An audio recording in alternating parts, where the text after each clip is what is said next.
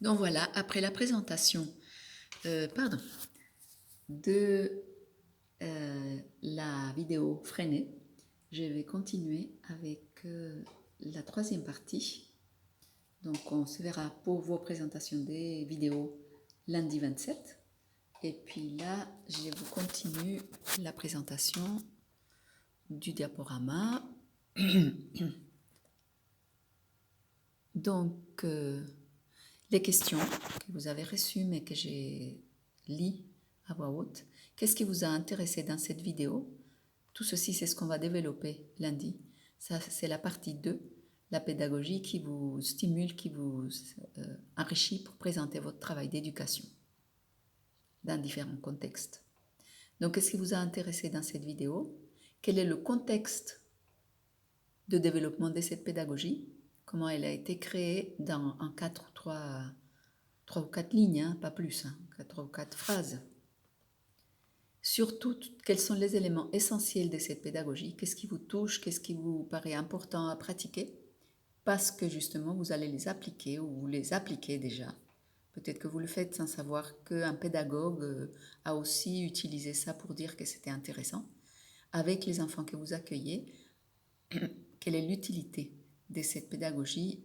Quels sont les principes qui peuvent être appliqués dans la vie réelle au quotidien? On va passer maintenant à la partie numéro 3. Je vais faire un rappel des buts du dossier du DC1, qui est d'abord un compte rendu d'un travail formatif. Donc vous vous avancez dans votre vie des professionnels et ce travail du dossier du DC1 va être un témoin écrit, d'une part de votre passage en formation bien sûr, comment vous avez évolué dans la formation, comment vous avez participé, mais aussi de votre évolution professionnelle auprès de l'enfant accueilli, comment vous avez évolué dans votre métier. Évolution, je rappelle, ça ne veut pas dire amélioration. Ça peut être des moments de doute, des questionnements, ça peut être des moments où vous vous questionnez sur la continuité dans ce métier ou des difficultés dans votre famille, ou ça peut être aussi des moments où vous avez appris des choses et vous êtes content de cette évolution-là. Bien sûr aussi, le dossier va montrer une évolution professionnelle concernant une thématique particulière. Donc je rappelle que la thématique, ça peut être en fonction d'un enfant ou de plusieurs enfants que vous choisissez de présenter, mais ça peut être aussi une thématique particulière qui vous intéresse et vous la présentez à travers plusieurs enfants, vos vécus, vos expériences avec plusieurs enfants. Donc l'un et l'autre sont valables.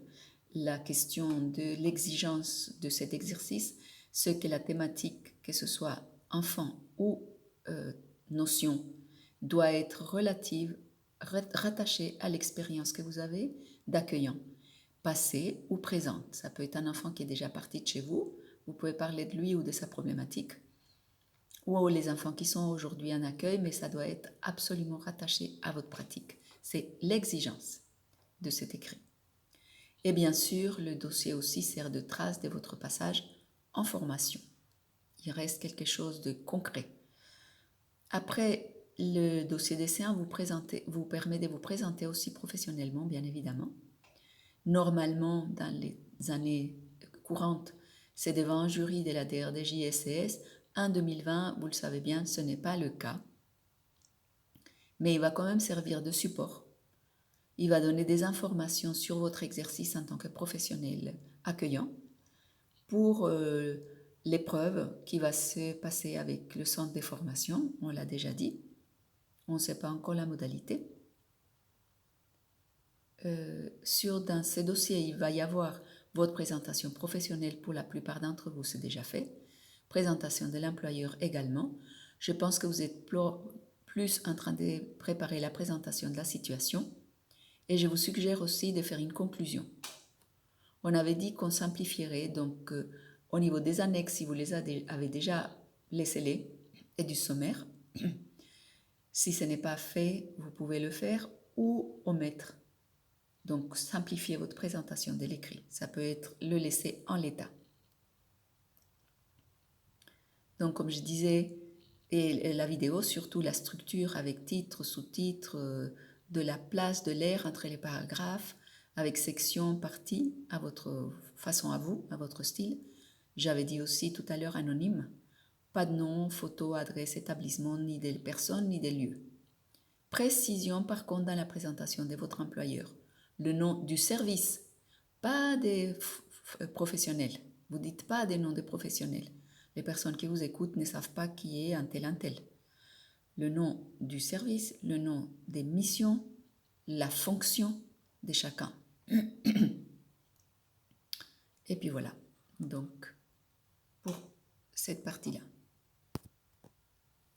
Dernière chose à vous dire, c'est que j'ai eu le coordinateur hier, Rémi Breton, et il vous enverra un mail pour préciser comment le dossier il doit être fait, la date pour le rendu, c'est dans notre rencontre du mois de septembre, ça doit être prêt pour ce moment-là. Pas très perfectionné, je répète, mais ça doit être prêt pour qu'on puisse le lire à ce moment-là. Votre rencontre du mois de septembre, elle n'est pas la même pour tous les groupes, donc je ne vous donne pas les dates, mais vous les avez, les dates. Donc voilà, vous recevrez ça de la part du coordinateur. Puis je vous souhaite bonne continuation, on se voit lundi, et bon week-end. Bon courage pour ceux pour qui la situation est difficile.